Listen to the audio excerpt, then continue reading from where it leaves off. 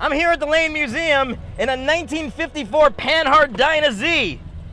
Welcome to Jason Drives. Oh, the shifter on this thing. Damn it. Oh no, don't die. Crap.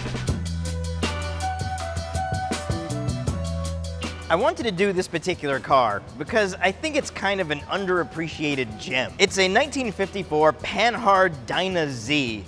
An interesting little French car that gets kind of overshadowed by a lot of the other cars around it, which is a shame because it's actually crammed full of really forward-thinking and advanced ideas. One of the fascinating things about this car is that it's made of aluminum, almost exclusively aluminum for the whole body. That kept everything really light, which is good because the Panhard Dyna Z only uses a flat twin engine. That engine, though, actually makes 40 to 50 horsepower, which if you think about it is kind of amazing. Volkswagen Beetles, for example, weren't making 50 horsepower until the late 1960s, 67 or so, when they went to a 1500cc engine. So even though this was a car of the 50s, and it has that kind of jelly mold curved, kind of bulbous look like a lot of 50s cars, it doesn't have that kind of Baroque, overdone quality of so many 50s cars. Yes, it's got plenty of chrome detailing, but it's not too much. And the way that they do the details for so many little things is really clever and really ahead of its time. Like, look at this door handle, for example.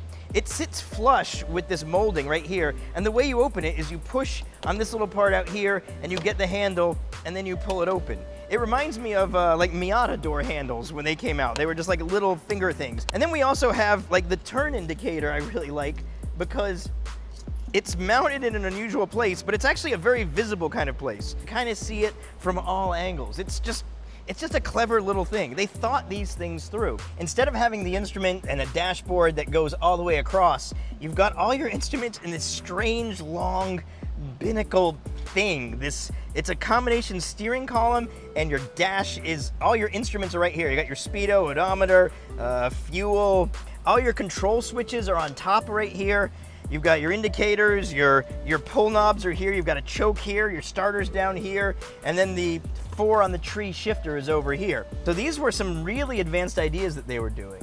And it's actually quite comfortable. These seats are very springy and squishy because it's a front-wheel drive car. There's no tunnel, so there's a ton of legroom. It's a fascinating little car for this era. Let's talk about this engine. So 851 cc's, making either 40 or 50 horsepower depending on year. It's air-cooled, as you can see, this lovely aluminum fan shroud that goes here.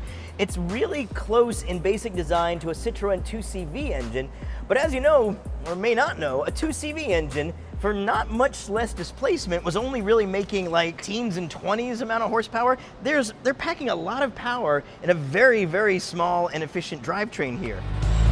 There we go. There we go. Yeah! Dyna Z! I like this big comfy bench seat. It's so springy. I feel like half the suspension is done just right here in the seat because it's a bouncy, springy seat. I think maybe we can take her on the road. Hopefully I won't stall. That's the dream. Again, I think back in its heyday, I think this thing would be completely comfortable. 50 horsepower in a car that weighs what this car weighs from 1954 is downright sporty. This thing is impressive. And I want to keep reminding you of that just because, you know, this guy's past its prime, but it's still impressive. Oh, there's first. I found first. Ha ha ha. Yes. Let's see if I can stay in first all the way to the light. I have to go to second. There we go. Oh, yeah. I do love these little indicators. As a taillight fetishist, this has all kinds of interesting taillight solutions. Like in the back, you've got the indicators on the fenders, and then the brake lights are on the little bar over the license plate. It's got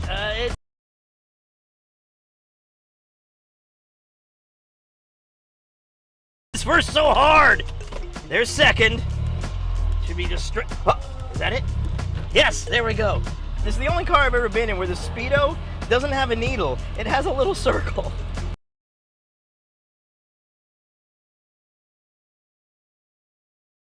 A little circle that kind of tells you your speed. Honestly, if this thing was tuned right, I would have no problem driving this in modern traffic. Light, nimble. I can feel that when it's running the way it's supposed to run, it would also actually be kind of quick. I don't care, I love it. Even in this kind of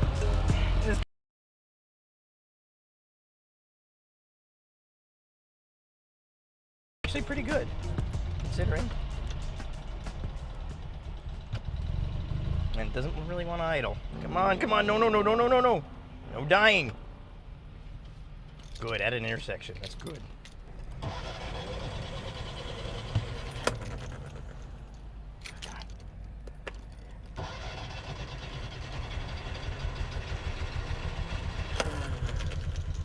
Okay.